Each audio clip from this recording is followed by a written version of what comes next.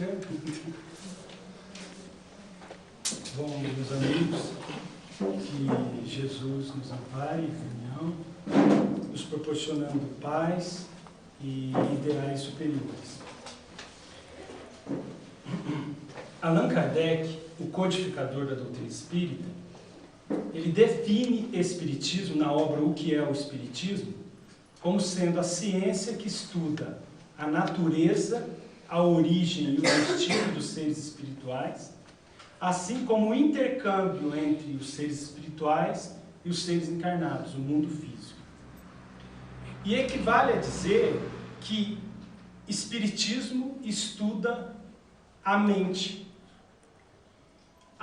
humana, a mente da criatura. Porque somos espírito, temos um corpo. Nós somos espírito. E o espírito é a mente, é o ser pensante, é o caráter divino, oriundo da criação, que nos faz co-criadores, filhos do Pai. Então, no processo de criação, somos filhos de Deus. Então, temos uma centelha divina dentro de nós. E a mente é essa centelha, o espírito é a mente.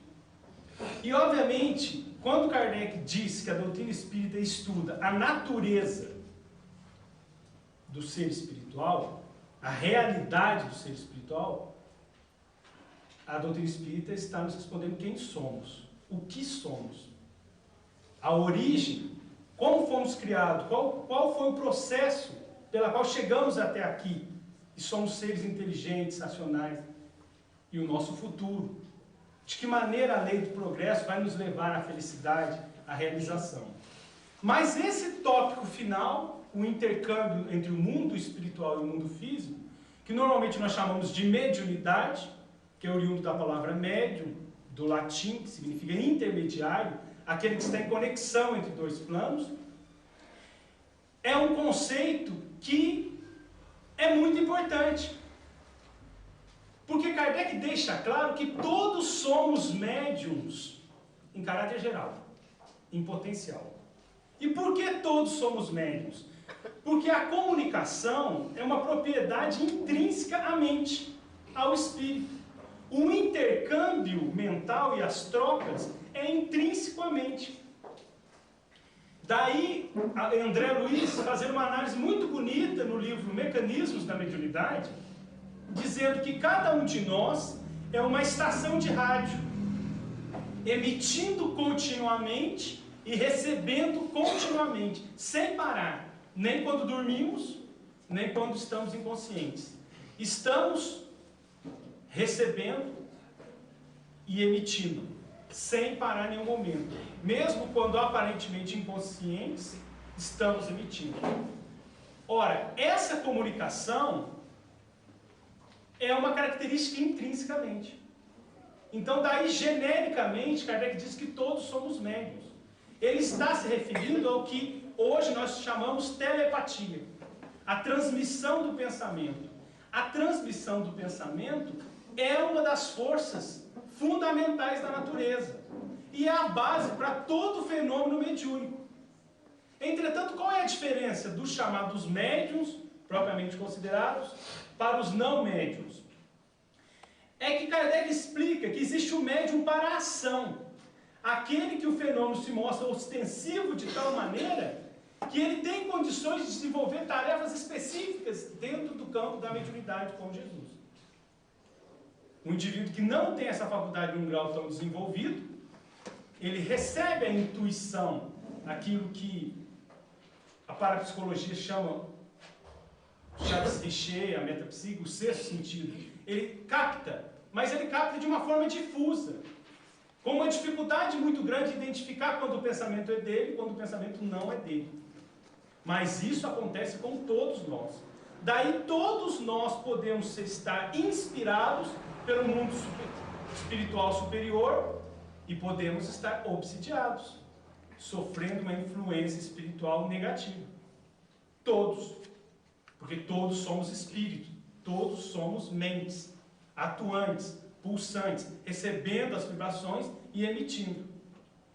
E Allan Kardec, em determinado momento, na Revista Espírita, ele faz um comentário bem interessante sobre essa questão. Ele diz: eu sei que eu sou inspirado, que eu recebo ajuda, mas eu não sou médium, ou seja, eu não sou médium de ação, eu não tenho uma mediunidade ostensiva. E isso para mim foi muito positivo, diz Kardec, porque os médiums têm uma tendência a se tornar místicos e hipervalorizar as mensagens de que são objeto. Como eu não era médium, eu pude ter uma análise crítica, racional, independente, avaliando as mensagens em vários médiums, sem subestimar uns, sem hipervalorizar os outros.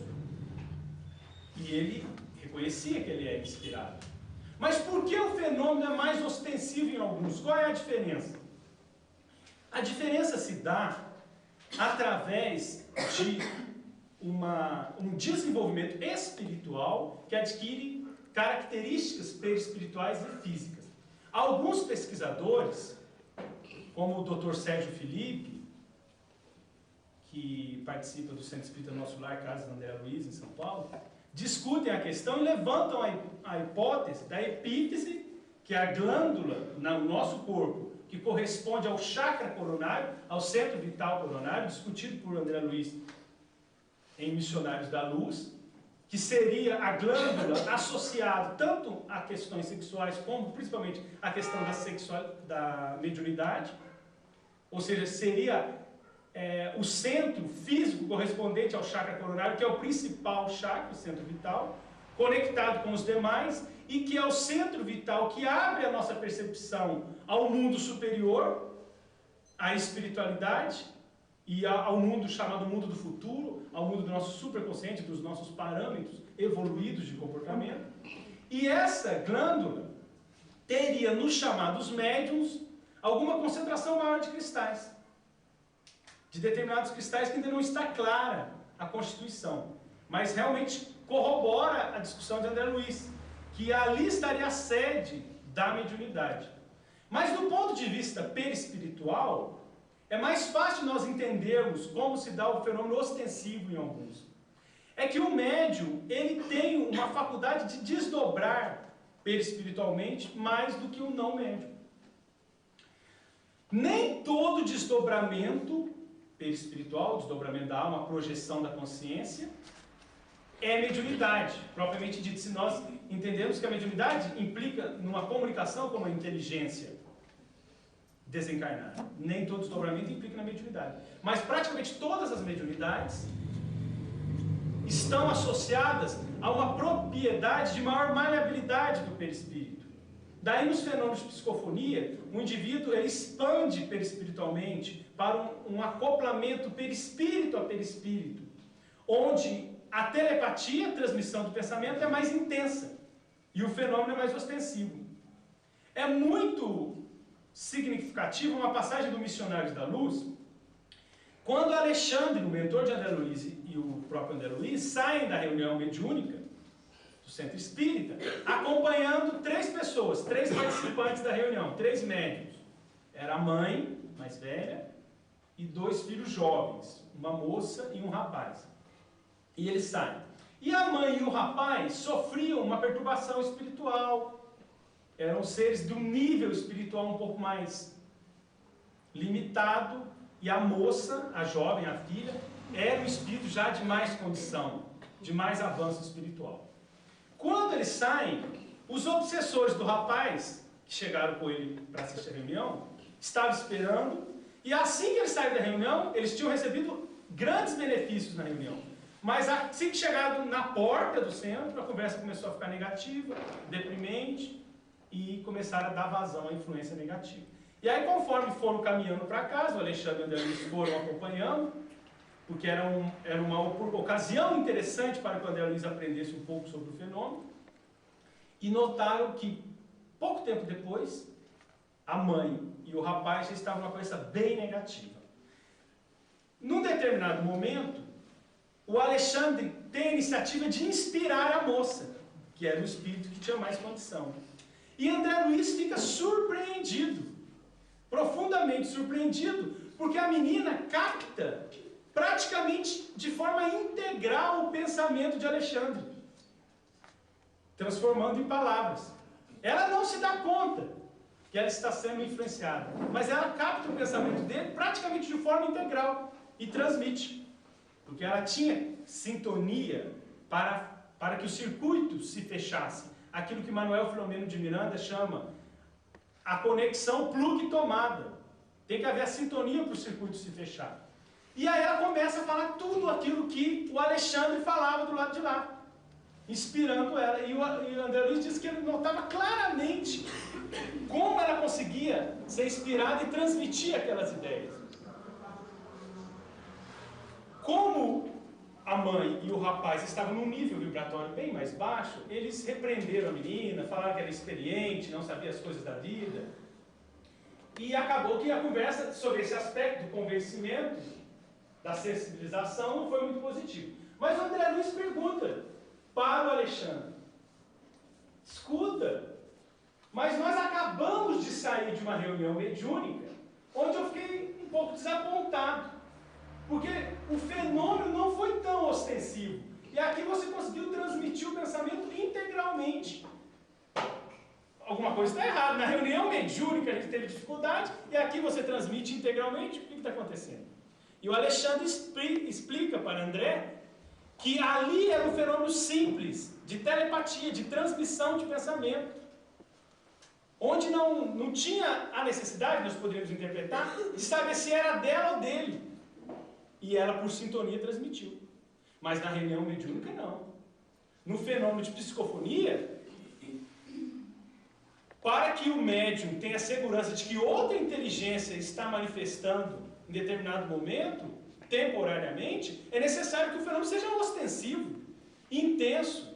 Existe um acoplamento perispírito a perispírito de grandeza. Porque às vezes o espírito até imprime caracteres, e aí uma pessoa que não é médium, que está acompanhando, fala assim: não, é outra inteligência que está manifestando. Então o fenômeno tem que ser ostensivo. Entretanto, esse fenômeno da telepatia é comum a todas as criaturas.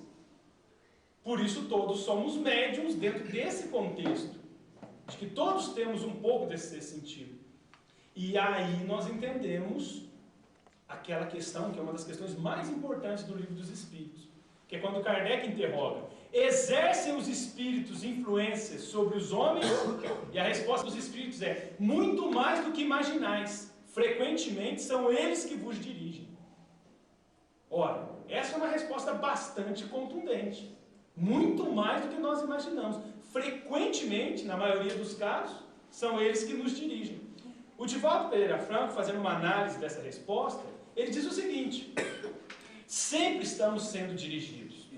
Se elevarmos o pensamento a Deus, aos ideais superiores, estaremos orientados pelos protetores espirituais, em comunhão de pensamentos e de interesses com eles. Então estamos sendo dirigidos, orientados. Sutilmente, porque os protetores respeitam o nosso livre-arbítrio, não insistem, não nos constrangem, coisa que os obsessores fazem, mas estamos sutilmente sendo inspirados.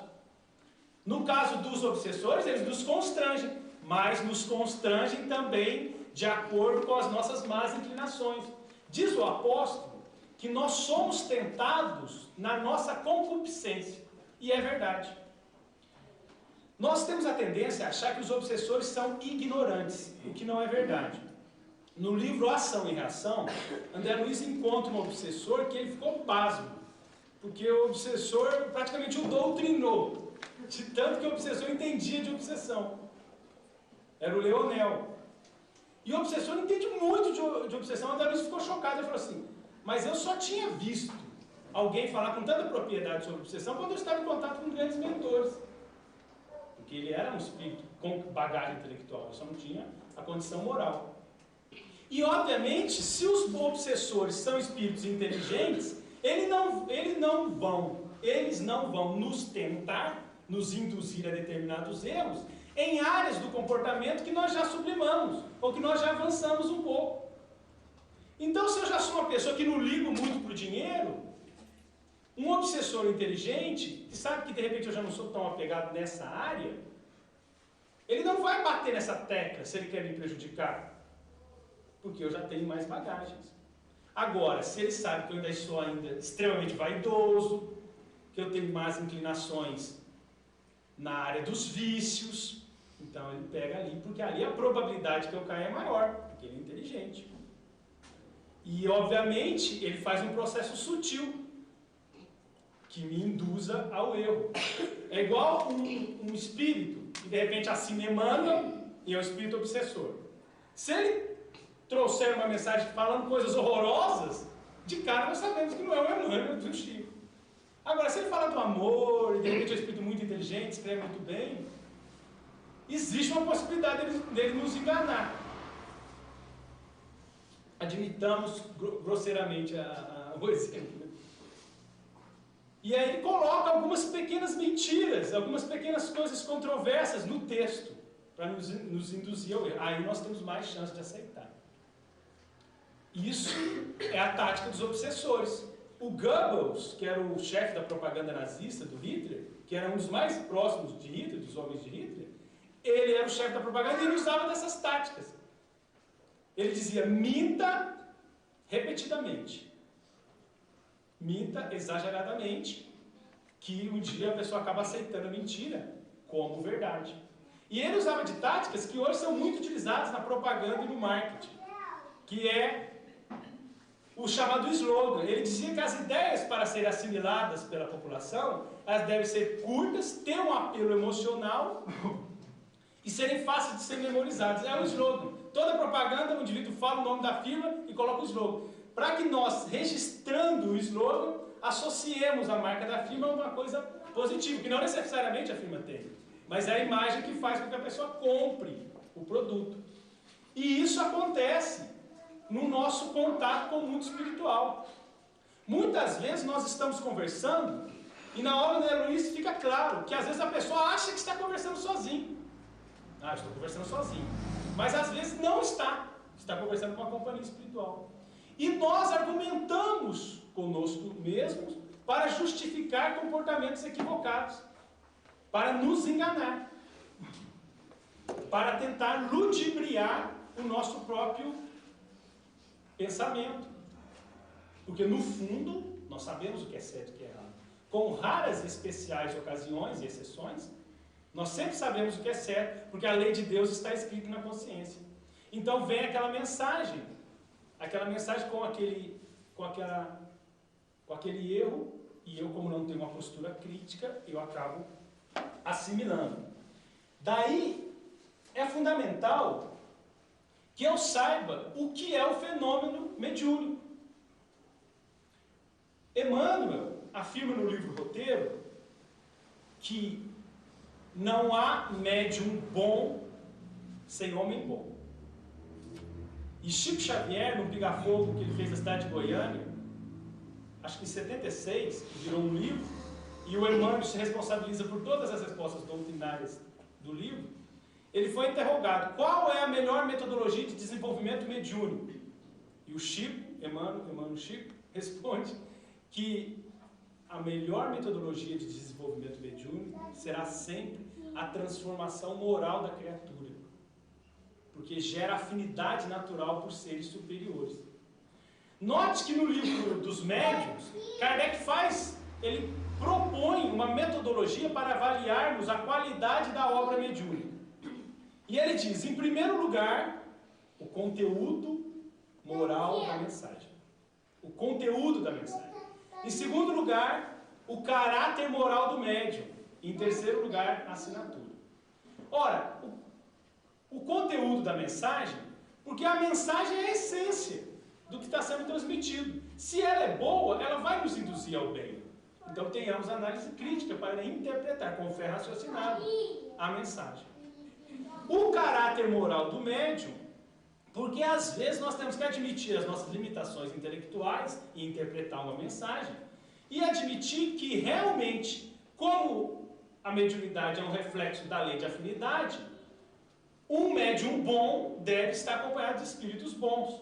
Então, pela lei de sintonia, é mais provável que uma pessoa boa esteja com a companhia de espíritos bons. Não é uma regra geral. No livro Obras Póstumas, Allan Kardec interroga os espíritos. Excepcionalmente, é possível que na falta de um médium moralizado, os espíritos protetores utilizem um, que não é moralizado?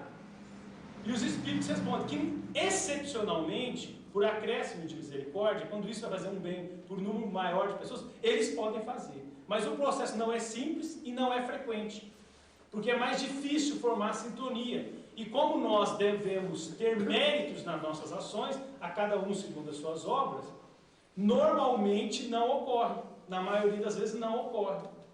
Tanto é que no próprio Obras Póstumas, Allan Kardec pergunta: eu posso usar de fulano de tal? É um rapaz que me parece que tem uma grande mediunidade para acelerar as obras da codificação? E a resposta dos espíritos não dá margem à dúvida. Ele diz: não aconselhamos, porque a mentira não pode ser instrumento da verdade. Porque não era um espírito moralizado, não era um médium em condições. Então, excepcionalmente, um médium que não tem condição moral pode trazer uma mensagem boa. Por isso que o conteúdo é o primeiro tópico. Mas o caráter moral do médium é o segundo, porque isso é a exceção, não é a regra, não é a maioria dos casos. E por último, a identidade, porque a assinatura pode ser falsificada. Note que Kardec ele não discrimina os tipos de mediunidade e nem a forma como a mediunidade ocorre. E ele poderia ter feito isso, se isso fosse prioritário na definição da qualidade mediúnica. Porque no livro dos médiuns, ele diz que a vidência é uma mediunidade muito perigosa, que dá margem a interpretações equivocadas, por causa das imagens mentais que a pessoa enxerga e não necessariamente correspondem à interpretação que ela dá. Então é uma mediunidade complicada, mas ele não recrimina, não proíbe, ele só aconselha cuidado.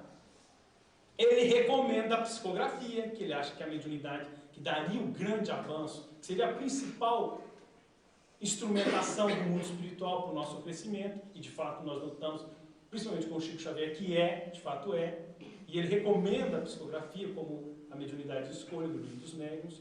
Mas na hora de classificar a qualidade mediúnica, ele que fez uma análise de todas as mediunidades, ele não avalia pelo tipo de manifestação, e nem pela intensidade da faculdade mediúnica do médium, e nem pelo tipo de manifestação, se é inconsciente ou se é consciente.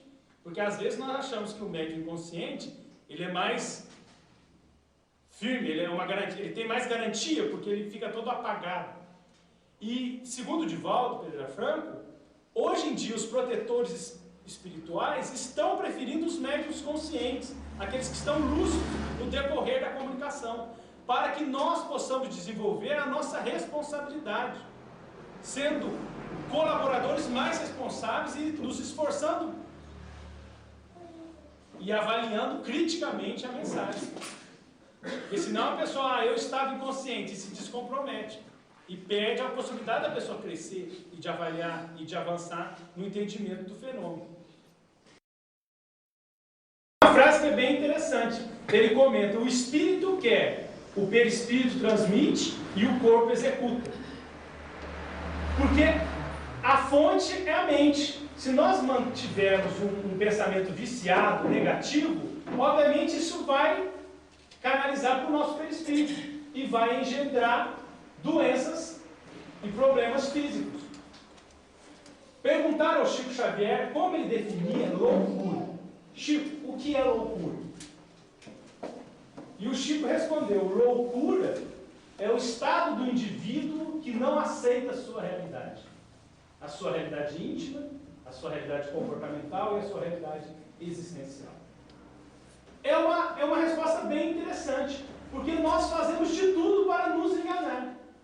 Quando Jesus diz: hipócrita, retirar em primeiro lugar a trave da frente do seu olho, para depois sim retirar o cisto do olho do outro. É a ilusão, é a loucura. É porque nós gostamos de viver alienados. Nós sabemos que nós temos tal defeito. E às vezes eu falo: mas às vezes eu não tenho, às vezes eu me engano. Não tenho, eu sou melhor do que isso, eu sou muito bom. E aí eu nego a realidade. Por quê? Porque esse processo de autoconhecimento é negativo. No primeiro momento ele causa um certo desconforto, uma certa dor. Então eu prefiro negar e viver alienado. E é óbvio que a obsessão gera loucura. Porque o indivíduo fica sistematicamente envolto em pensamentos negativos, autodestrutivos, ele não consegue ter paz. Isso vai canalizar para o perispírito e para o corpo. Ele vai ficar alienado. Então, a casa espírita, que é a casa que tem que nos tirar da loucura, ela tem a tarefa fundamental de ensinar o espiritismo. Raul Teixeira diz que o objetivo principal do centro espírita é ensinar o espiritismo, ponto. Porque tudo mais é consequência do conhecimento doutrinário. Conhecer a verdade para que a verdade nos liberte. Entrar em contato com Jesus de uma forma clara, racional, científica, que sensibilize o nosso coração e a nossa razão, para que a gente se esforce na transformação dos nossos hábitos. Porque só uma fé sólida gera um esforço, gera a tentativa de fazer algo que ainda não me dá prazer, em detrimento de algo negativo que é mesmo correspondendo, mas que me dá prazer. Então, se eu não tiver um código ético-moral sólido, eu não tenho esse tipo de força. Porque eu vou viver pelo prazer, numa proposta hedonista, materialista. Então, a casa espírita, sendo essa casa que nos tira da loucura, por quê? Aproveitando o conceito do Chico, que é o indivíduo que está fora da realidade, porque é a casa que nos promove a realidade. Ela nos fala quem nós somos, a natureza do ser espiritual, de onde nós viemos, para onde nós vamos, a realidade que nós vivenciamos, por que nós sofremos, o que é a vida, o que é a morte, e todas as implicações, a reencarnação, a possibilidade da obsessão de acordo com a afinidade. Então eu tenho condição de, me conhecendo, trabalhar para me melhorar. Então sair da loucura, sair da alienação. Diga-me com quem andas e eu direi quem tu és. E o Divaldo faz uma paráfrase: diga-me o que pensas e eu te direi qual é o teor das tuas companhias espirituais. Porque somos o que pensamos. E o apóstolo Paulo já falava: em tudo que fazemos há uma multidão de testemunhas. O Emmanuel, no livro Roteiro, diz que há mais de 20 bilhões de desencarnados. Isso na década de 50. Ou seja, muito desencarnado, muito mais desencarnado que encarnado. E esse pessoal está aí. E como a distância física para o espírito, ela significa bem menos do que para nós, para o espírito desencarnado, ela significa bem menos do que para nós que estamos encarnados, às vezes nós podemos ser obsidiados à distância, através da conexão mental. Os livros do Manuel Filomeno de Miranda falam isso. Que às vezes ocorrem até células fotovoltaicas implantadas no perispírito do indivíduo para que o obsessor mantenha o contato à distância. Tormentos da obsessão, sexo obsessão, cometa. Então a questão não é a distância física. A questão é a postura mental. Existe um livro muito bonito e muito instrutivo, psicografado pelo Chico Xavier, que chama Crianças no Além. E ele narra uma história muito bonita. A história, e triste, né? Sob certo aspecto triste. A história é de um acidente de carro que vitimou 3 crianças. Era o Marcos, que é o autor da carta, que se torna o livro, tinha 12 anos. O menino, o irmão mais novo, o do meio, e a irmã, a caçula.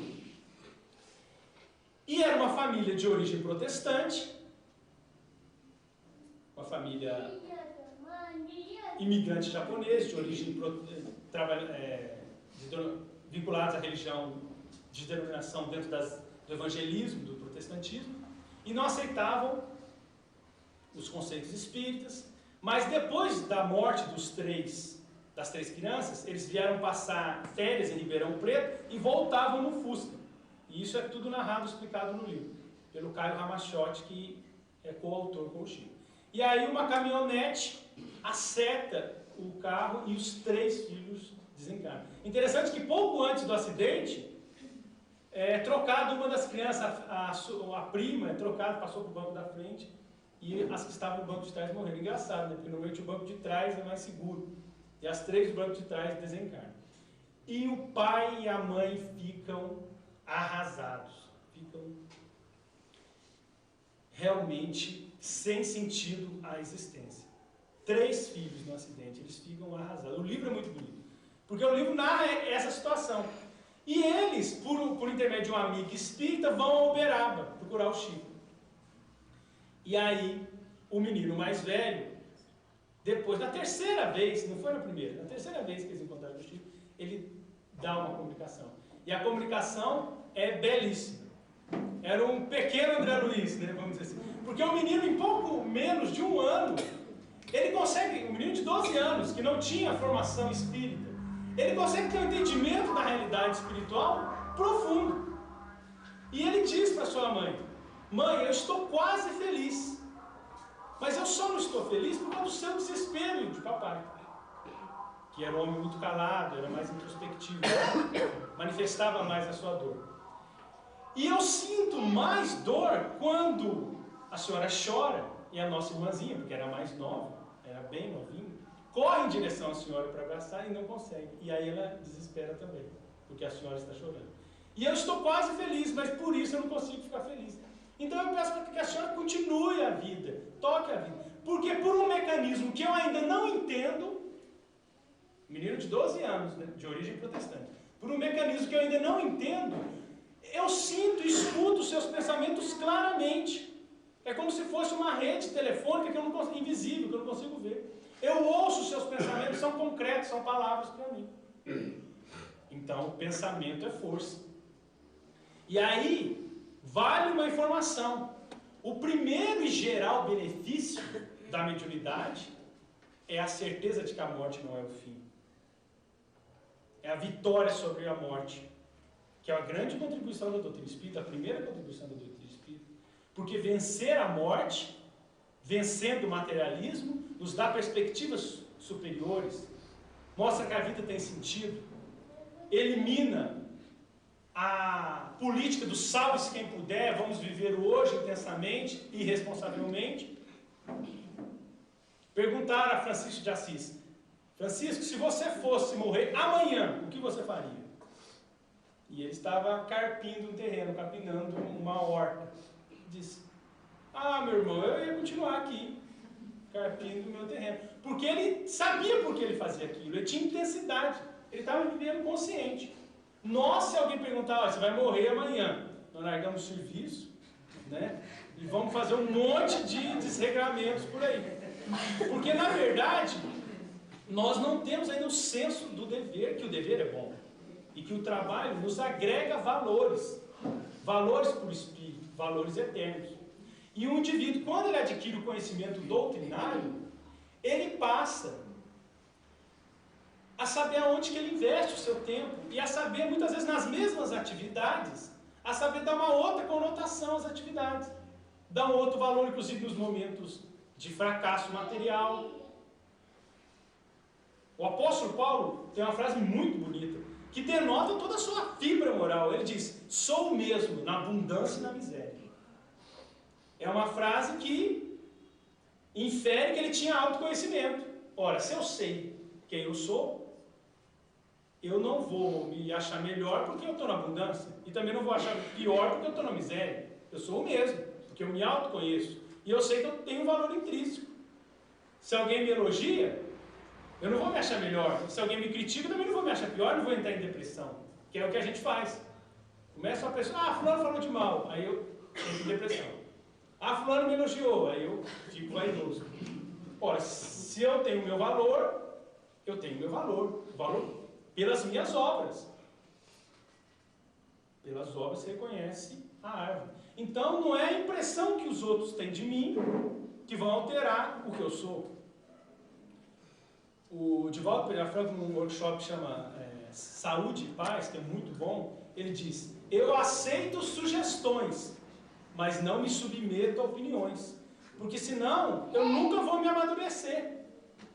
Eu sempre vou estar fazendo conforme os outros acham que eu devo fazer. Então eu aceito sugestão. De repente eu estou fazendo errado. De que maneira eu posso melhorar? Mas na hora de decidir, eu tenho que decidir por mim. Porque daremos conta de nós mesmos a Deus. Aliás, o apóstolo Paulo diz: manifesto é que daremos conta de nós mesmos a Deus. Podemos ter amigos maravilhosos, mas cada um responde por si mesmo. Mesmo que as influências sejam negativas, cada um dá conta de si mesmo. Então, nós entendemos que nós temos que cuidar da nossa casa mental. No livro No Mundo Maior, André Luiz utiliza a expressão casa mental para se referir ao pensamento, no capítulo 3. E é uma expressão muito feliz. Porque se na nossa casa a gente não coloca o lixo para fora, fica 3 meses sem colocar o lixo, vai ficar complicado. E assim ocorre com a nossa mente. Muitas vezes nós nos fixamos às memórias negativas, aos eventos infelizes, valorizando e remoendo, revivendo aquelas experiências tristes. Sendo que, com consciência espírita, nós deveríamos minimizar os episódios infelizes. Não aumentar o nosso problema, não hipervalorizar as ocorrências infelizes. Ter consciência, analisá-las, extrair algo de proveito e deixar no esquecimento. Porque se o passado nos dá experiência, diz Emmanuel, nem sempre é o guia seguro para o futuro.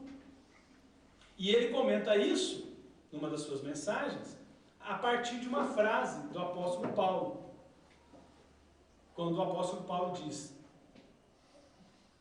não acredito que haja alcançado a perfeição, mas uma coisa faço, e é que, esquecendo as coisas que estão atrás de mim, me preocupo com as que estão diante de mim. É uma frase do apóstolo Paulo e o Emmanuel comenta. Porque se o Paulo ficasse preocupado com as ações da época que ele era salvo, no remorso, no arrependimento, ele que conivio com o apedrejamento de Estevão, ele que foi um perseguidor duríssimo dos cristãos, ele não faria nada de bom que ele fez. E a lei é de misericórdia. Então sempre temos novas oportunidades. Então o momento decisivo é o momento do hoje. Mas a renovação mental é base para a transformação da criatura.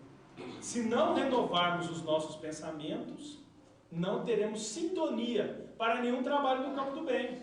No livro Nos Domínios da Mediunidade, André Luiz explica que o agricultor é o médium da terra, o cristão, o espírita, é o médium da vida. Divaldo Pereira Franco chama Chico Xavier do médium do amor, o médium da caridade.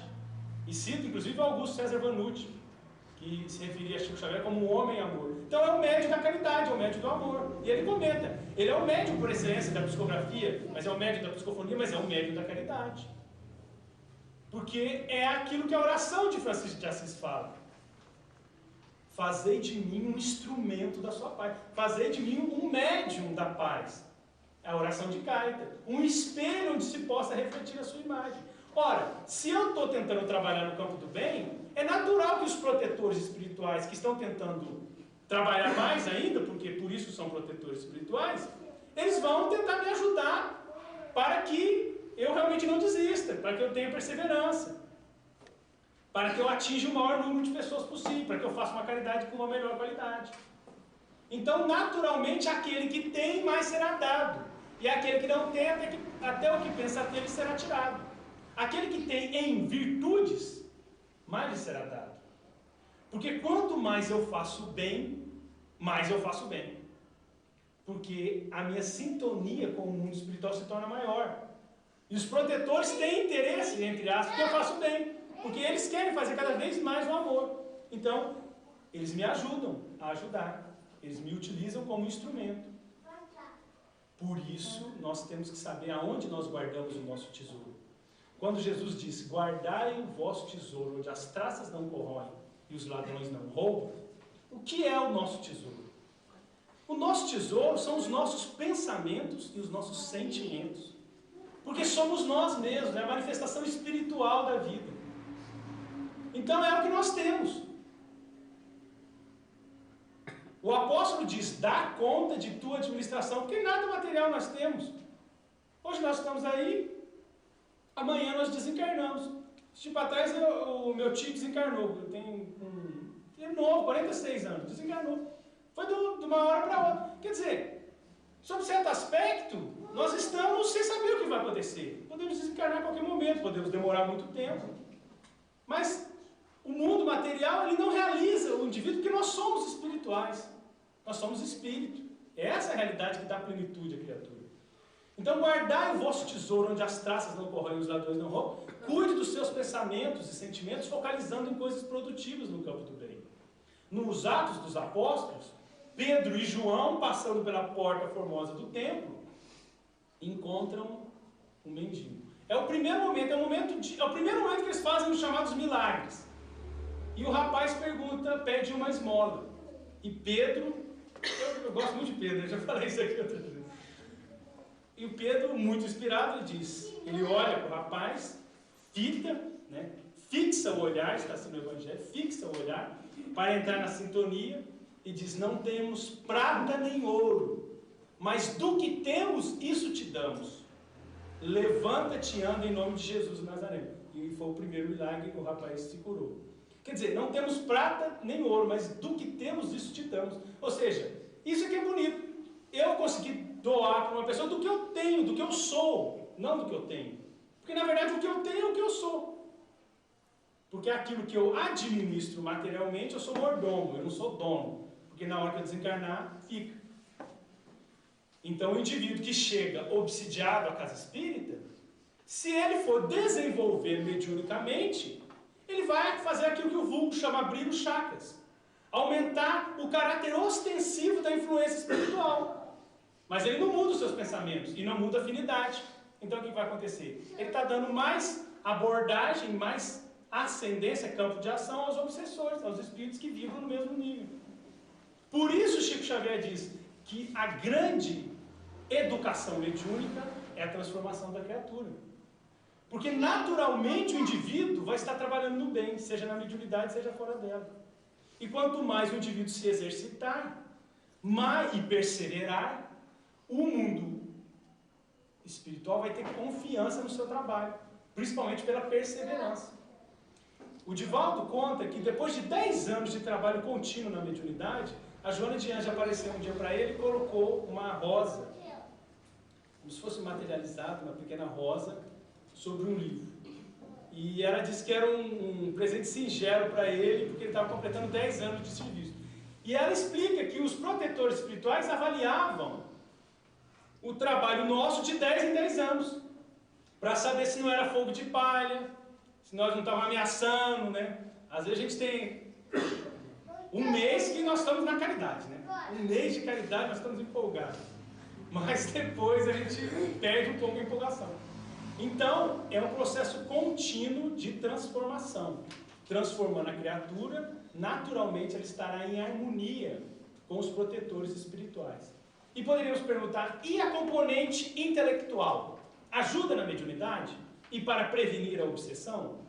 Porque nós estamos falando da reforma íntima sobre um aspecto moral. Mas o aspecto intelectual, o crescimento intelectual também contribui na reforma íntima. E ele ajuda a prevenir a obsessão e a mediunidade? Ajuda bastante. Porque se nós entendermos o conhecimento intelectual de uma forma mais ampla, associando tanto o conhecimento doutrinário e o autoconhecimento, e aí cabe um parêntese, o Emmanuel diz no Caminho, Verdade e Vida, que o maior crescimento que nós podemos fazer na nossa vida é o crescimento religioso. É óbvio, entendendo o religioso de uma forma mais ampla, mais pura, religião, espírito e verdade. Porque é isso que transforma a pessoa para uma luta atuante no campo do bem.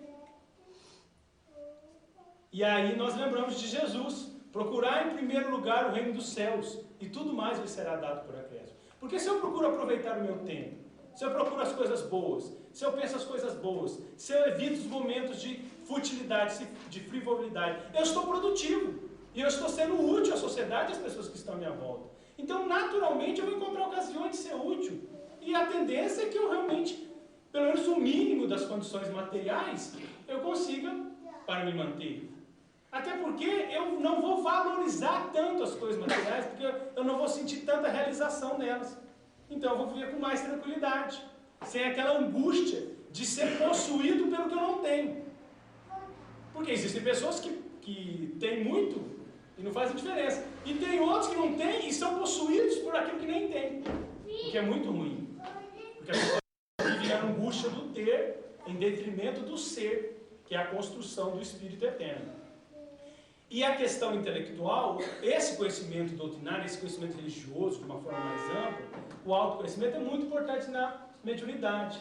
Porque além dos espíritos fazerem uso dos nossos recursos intelectuais para escrever as mensagens, eles fazem uso das ideias que normalmente nós temos. Se nós não temos ideias no campo do bem, é muito difícil eles nos inspirarem, porque o material de referência que eles vão trabalhar é muito pouco, é muito pobre. Então a produtividade vai ser menor. Além disso, o indivíduo que tem autoconhecimento, ele sabe quem ele é.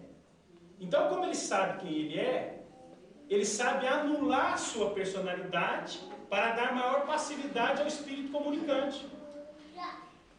Diz André Luiz, no livro Libertação, e ele repete no Nos Domínios da Mediunidade, que o excesso de preocupação contra o animismo, ou seja, contra a manifestação da própria criatura e não do espírito, é tão prejudicial no início do processo de educação mediúnica do que quanto a ausência total de escrúpulos. Porque o indivíduo, ele trava, porque ele não dá aquela passividade, porque fica com medo de ser fascinado, ser enganado pelos espíritos. E aí ele trava aquele processo. Ora, o indivíduo que se autoconhece, eu sei quem eu sou, então eu dou passividade à comunicação, estou começando os desenvolvimento mediúnico. Se a mensagem eu falo, não, isso aqui eu falo todo dia, isso aqui é meu, então eu guardo a mensagem, ou eu rasgo, ou eu jogo fora. Mas eu dou passividade, porque a mensagem, se for meu, vai ser, se eu estou com a consciência do trabalho, vai ser algo de bom, pode ser uma coisa esdrúxula, sem pé na cabeça, mas vai ser algo no campo do bem, porque eu estou aqui no serviço tentando fazer algo de bom. Então eu faço, aí depois, não, isso aqui é meu, então eu rasgo e jogo fora. Mas eu dou a passividade, eu não travo, porque eu me autoconheço. Depois eu avalio a mensagem, sei se é meu ou não, e a percentagem da contribuição anímica e mediúnica, que no começo sempre é grande. Mas é interessante essa questão, porque o médium que está vivenciando a boa proposta, a proposta no bem, e que sabe que o telefone toca de lá para cá, mas ele é responsável pela comunicação, o que ele faz? Quando o espírito dá a comunicação, e isso é muito comum em reunião de desobsessão, o Divaldo conta vários casos disso, mesmo que o obsessor fale palavrões, ele não repete. Ele transforma por uma palavra que corresponda em termos da ideia, mas que não seja tão chocante, porque ele é educado. Então a pessoa, no campo do bem, ela educa a mensagem, porque ela sabe que o referencial é o bem. Então o bom médium vai filtrar a mensagem. Se a mensagem é do espírito sofredor, é lógico, essa é a mensagem do espírito sofredor, mas ele vai filtrar, porque ele tem o filtro do bem. E ele não tem o hábito de utilizar determinadas palavras.